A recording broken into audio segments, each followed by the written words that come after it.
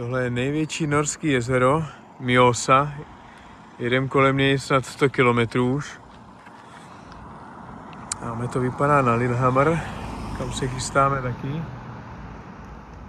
Dneska jsme spali u jezera, protože se tady může nocovat všude a jediný místo, který jsme našli, tak tam byl nápis no camping. Tak jsme natáhli hamaky, v noci začalo pršet a nakonec jsme spali v autě.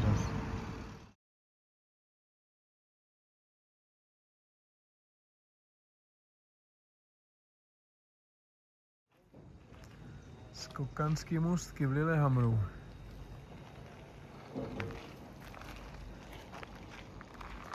No jich tady bude asi víc. Pěkný městečko.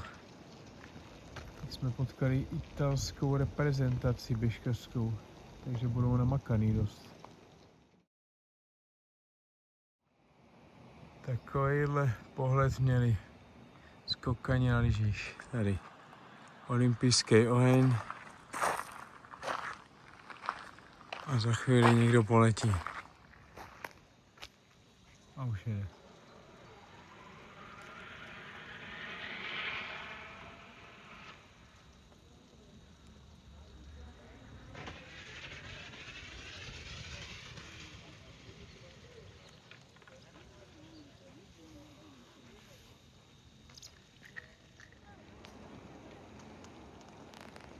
To je výška.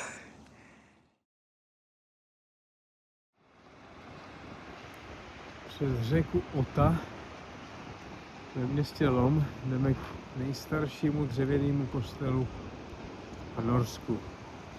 Nějaký 12. století.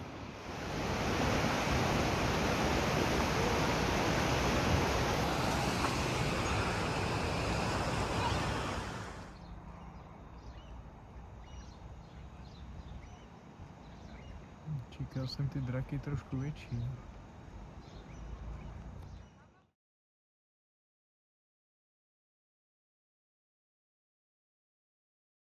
Tak to je nádhera, tenhle ten skanzen. Ve městě Lom.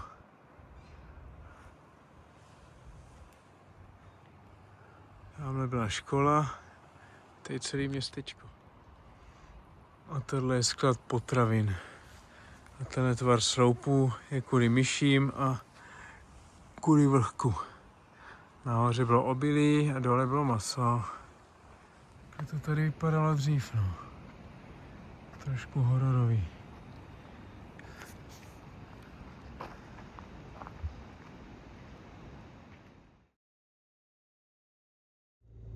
Tak co, uhnete? Tak tohle je cesta k Galdhøpingenu. 17 km po takovéhle cestičce.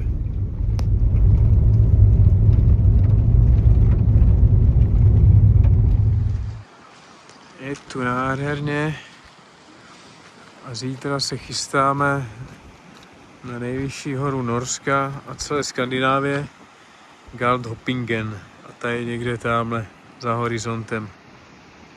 Snad nám vydrží počasí a fyzička.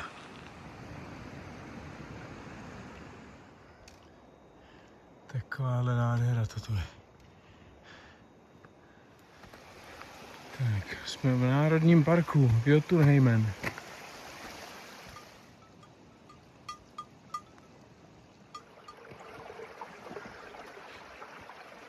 První ledovec trošku, no. A z druhé strany, to druhá výstupovka, tam se jde jenom po ledovci. S guidem. 30 lidí na laně, prej. Jak ovce. Zůstanu vyset. Jde hůlko. No. Celá hloubka.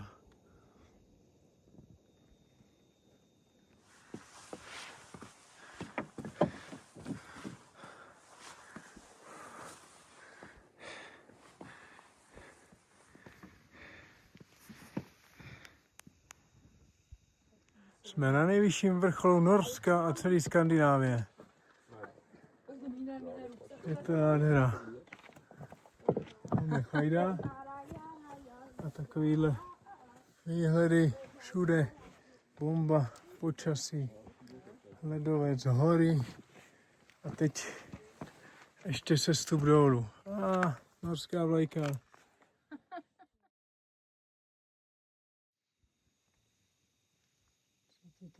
Tyjo, vidím až na severní pól. Galdhøpiggen je nejvyšší horou Norska sice, ale dřív to byl Glittertind, ale jelikož na vrcholu byl ledovec a ten o pár metrů odtál, tak Glittertind je druhý a díky tomu Galdhøpiggen je první.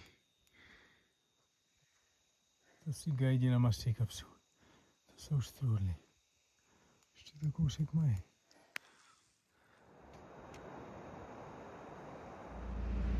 Opouštíme Národní park Jotunheimen a jedeme na trolí cestu 12 kilometrů po takovéhle prašné cestě dolů k nějaký asfaltce. Takhle my tady vaříme.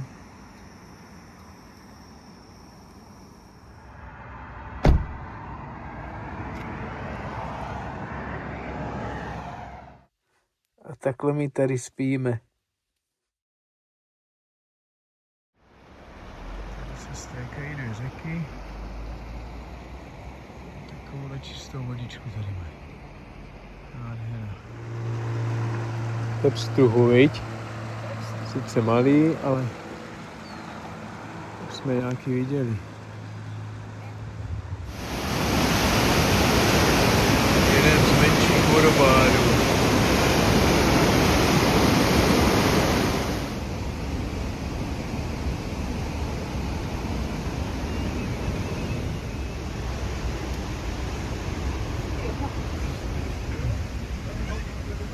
Všechno norské. Taky jsou hustý. Ponožky bereme.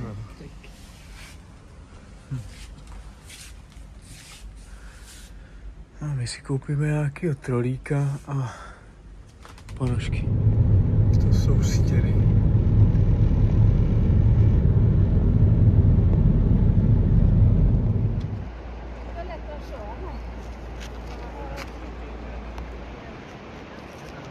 Tam za chvíli pojedeme.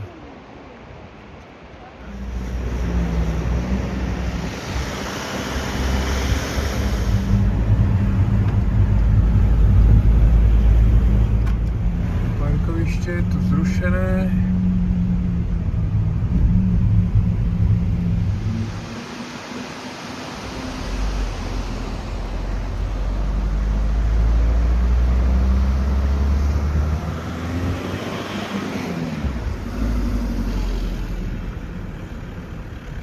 Zatáčky, kdy si vidíte vlastní zadek. Takhle vypadá parkoviště nad trolí cestou. Asi půl hodiny jsem tady jezdil a hledal nějaký místo. Dáme toho parkoviště jsme vyjížděli. Nádherná cesta.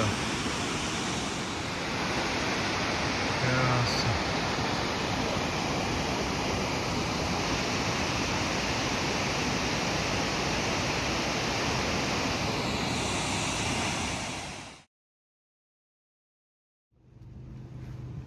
Jsme u největší stěny v Evropě.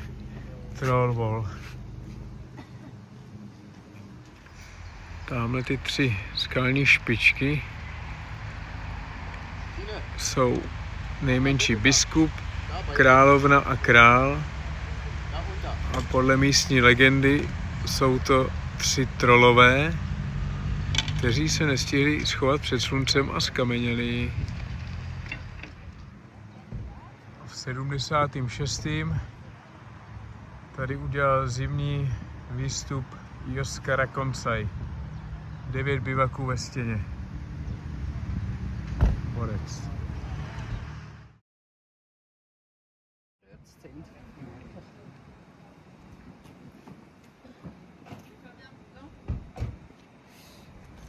Nějak moc Čechů tady. Konečně u moře. Tady přespíme. Já nachytám ryby, protože v Norsku nachytá přece každý.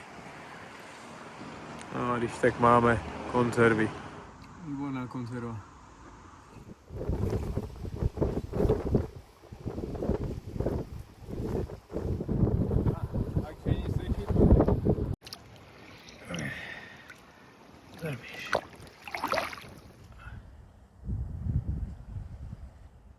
A takhle my tady odpočíváme.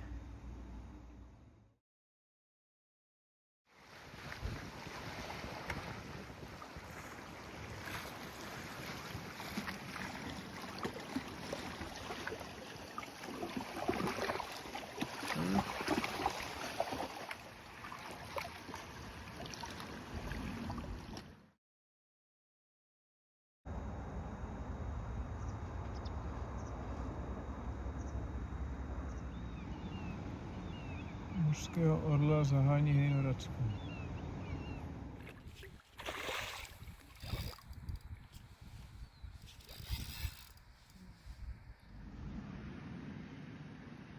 Krásný Polak. 23 hodin 23 minut a stále je světlo. Všichni už vedle spí. My už taky půjdeme, ale pořád máš světlo.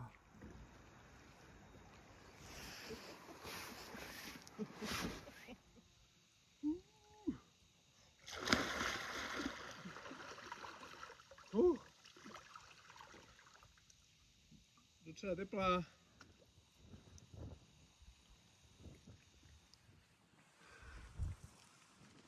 To je vodička. Krásný piskoun.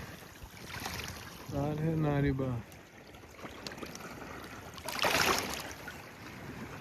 Pěkná treska obecná.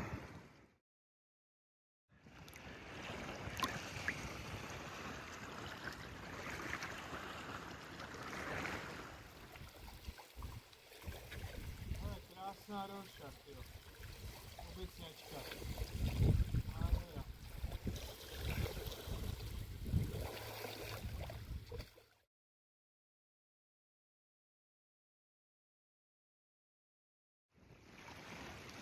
Nakonec jsme jednu vzali.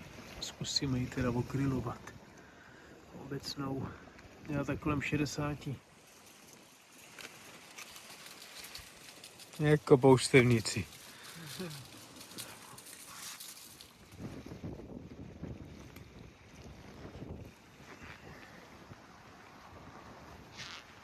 Už to je k tomu. Mámo, co jsem říkal? Že se postarám o maso, ne? To jsi povídal, ano. A co jsem udělal? Postaral ses o maso, já jsem se postarala o dřevo. Jo. Už to vypadá dobře.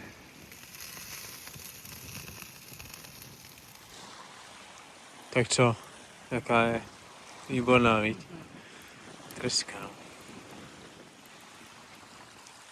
Čerstvější už být nemůže. Tady budeme spát pro změnu dneska. Většinou se ty parkoviště zaplní karavanama na večer. A zatím jsme tady sami. Tak snad to tady nebude nějaký strašidelný večer.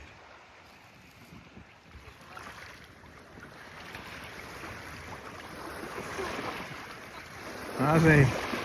Dobrý. Dobrý.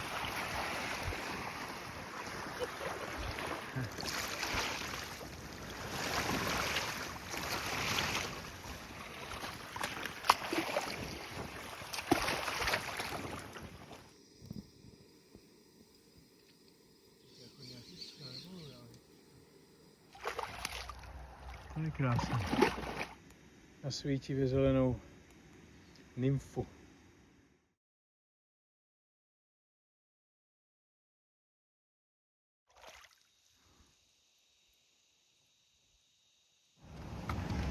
Vyrážíme na vyhlídku Rampestreken.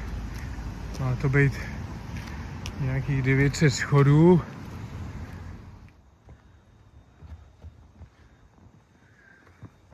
Už vypadá na ty schody. co vybudovali Šerpové. Tamhle k té výhlídce míříme.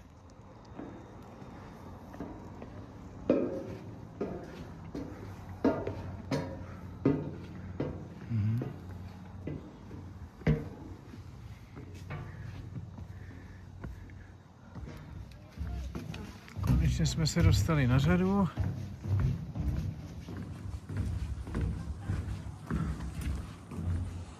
A stálo to za to.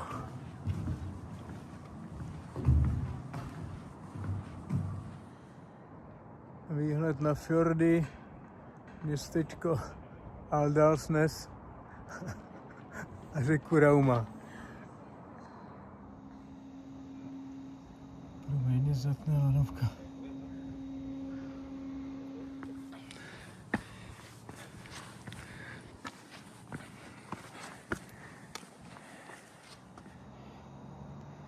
Tamhle je rampička. Tady už bude asi konec. -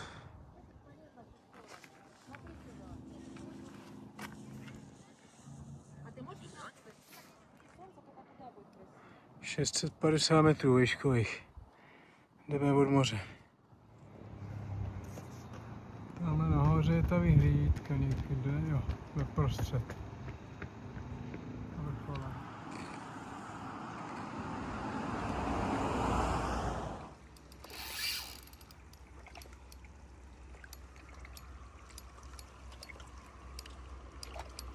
Nádherný Polák.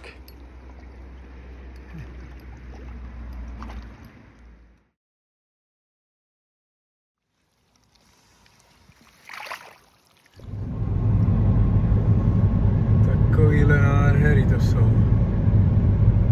Už jedeme od moře. Pozorovat pižmoně, když se zadaří. Na tyhle radary pozor, může vás to stát dost peněz.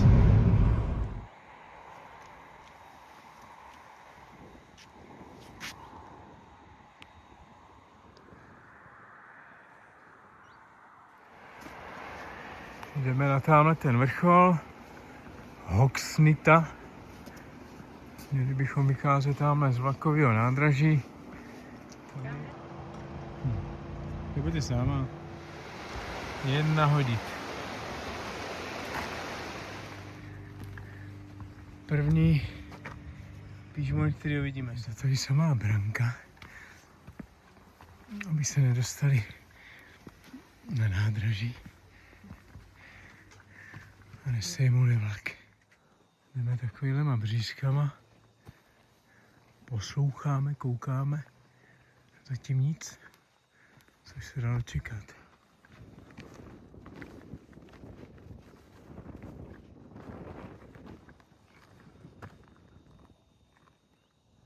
Tamhle po té cestě jsme jeli z norského Donbasu asi 45 kiláků.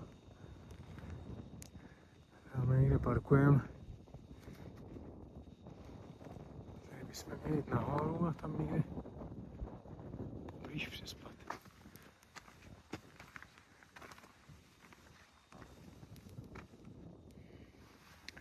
Máme první stopu po pižmoních. Takovýhle lejno. Tohle to vypadá na jejich stopy opravdu.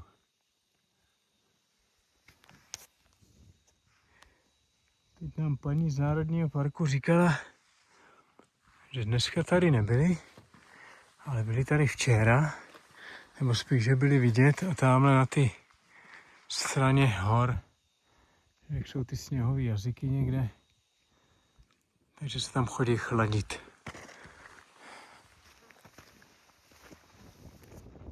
Tamhle od auta jdeme. Jsme na vrcholu.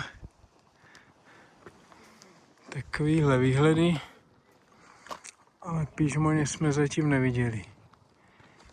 Jediný zvířata jsou hejnamuch potravaných.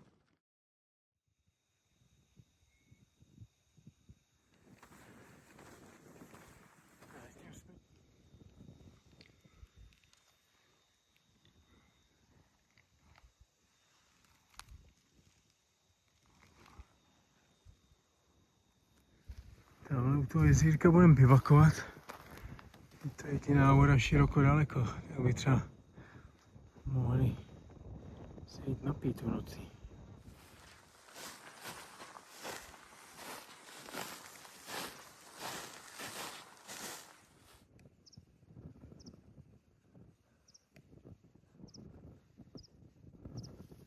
Jak matonka.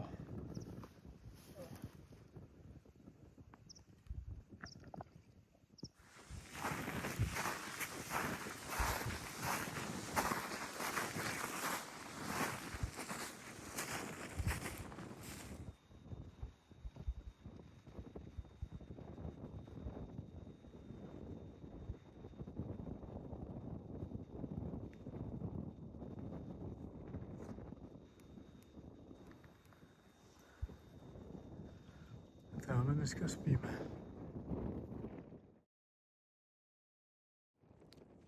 Aspoň, že nefouká vítr, no. Dneska to bude noc pod jedním spacákem.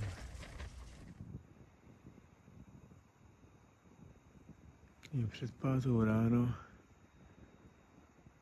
a pížmoni nikde.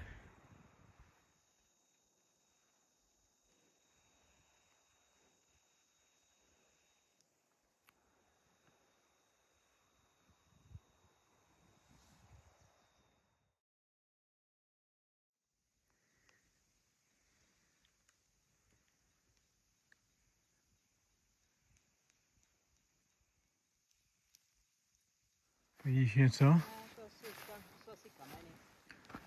Že tam jsou taky...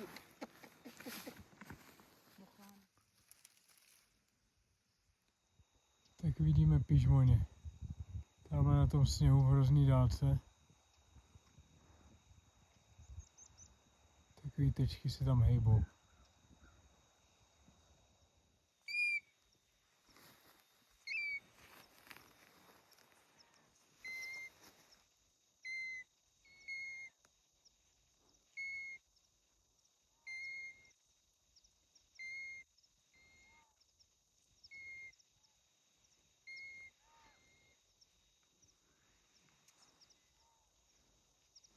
On si to mašíruje.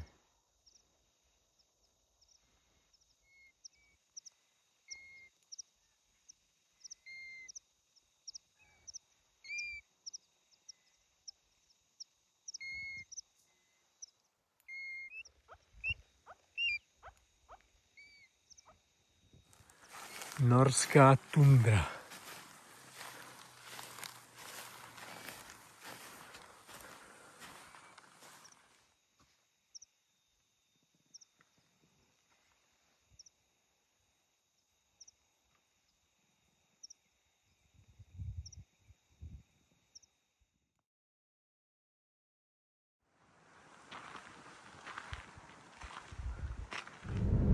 V takovéhle přírodě čekejte každou chvíli nějakou zvěř, že vám tam skočí. V centru Osla jsme viděli, jak nakládali sraženou laň. A jsou tady i volně pohybující se ovce. Takže ty si s tím neberou servítky, ty vám tam vlítnou, ani nemrknete. Takže pozor na to. Tak to je přesně ono. Koupali jsme se v moři, v řekách i ledovcových, v jezerech, dokonce i ve sprše. Takže asi tak.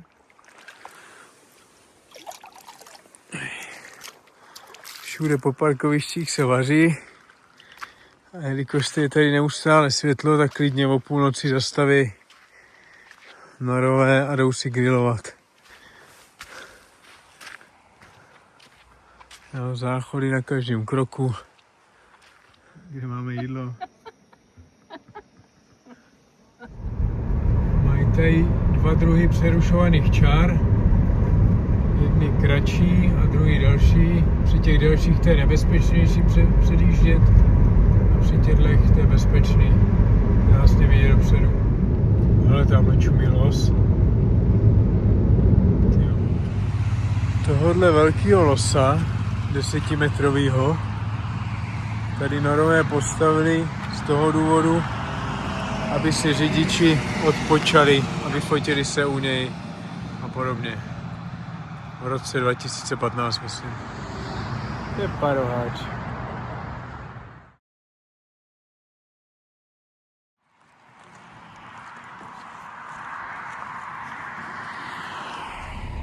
Už to mastíme na Oslo. Nafta suverénně nejdražší v Norsku.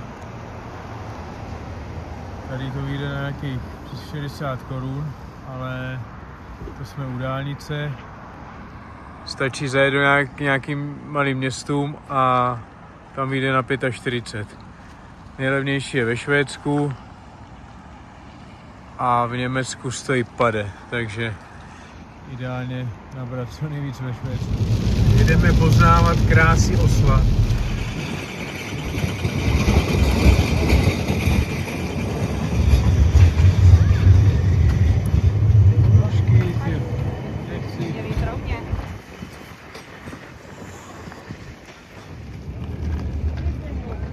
Kudy? Já nevím, asi takhle tam nic kudy půjdem, pojď. Dobře. Jak to tam dá? Místní opera.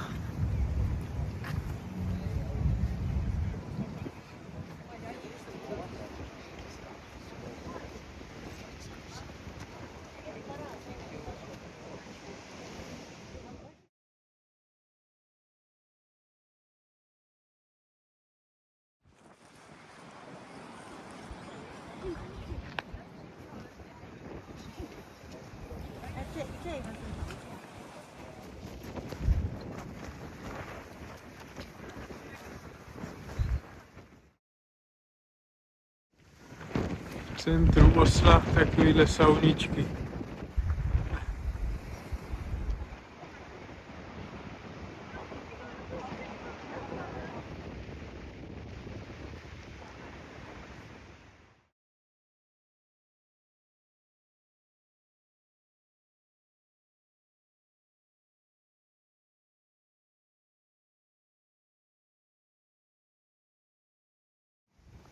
Místní Forrest Gump.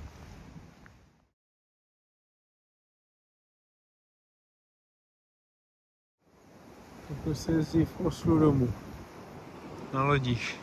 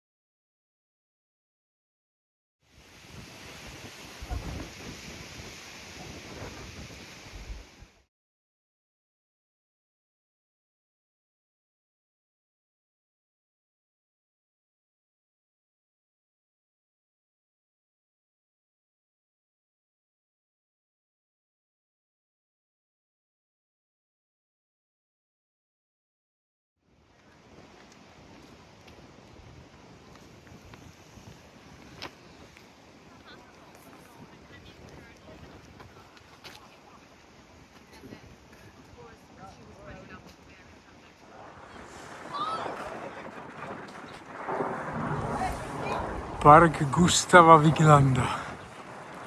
126 lidských těl tady.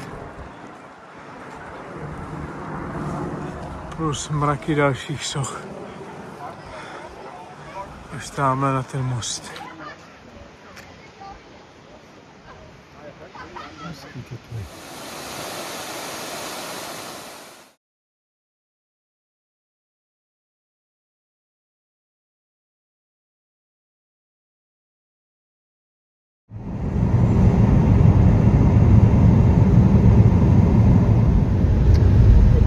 Norsko, za tímhle mostem už je Švédsko.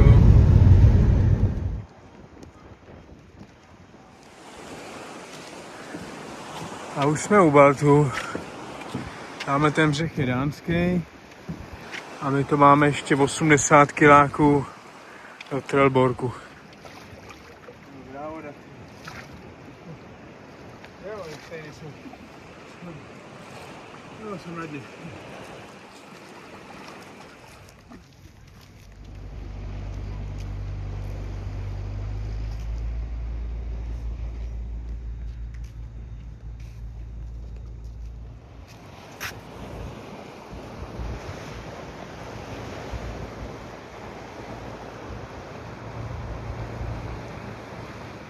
Jelikož nám trajekt jede až asi za 2 hodiny, tak se jdeme mrknout na vikingský opevnění, který je kousek od Trelleborgu. Kruhové opevnění.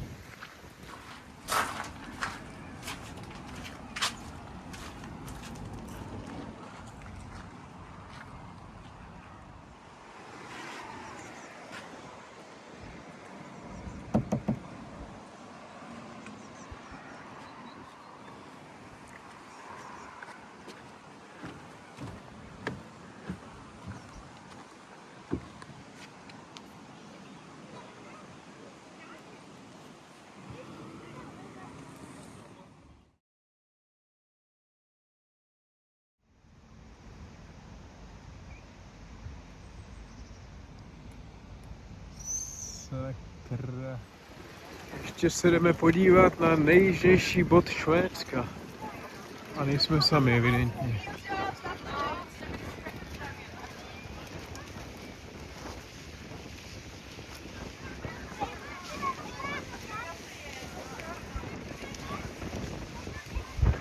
Nejjižnější bod.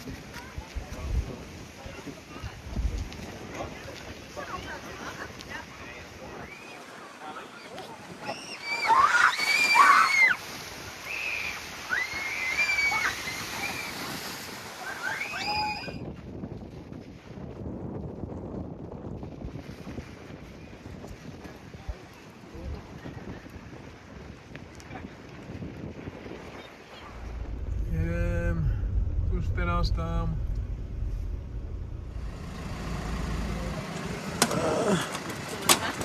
A lístky, hurá, máme. Ráda,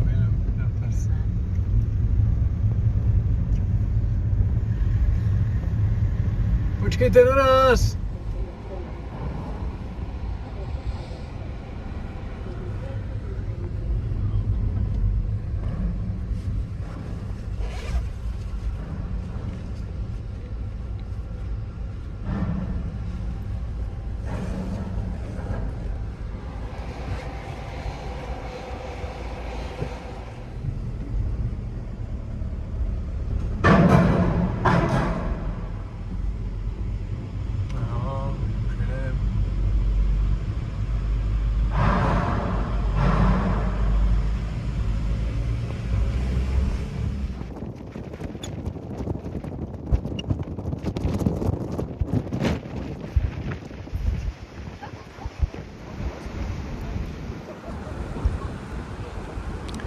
Opouštíme Trelleborg a za 6 hodin budeme v Rostocku, konečně střední Evropa. Stálo to za to, bylo to super.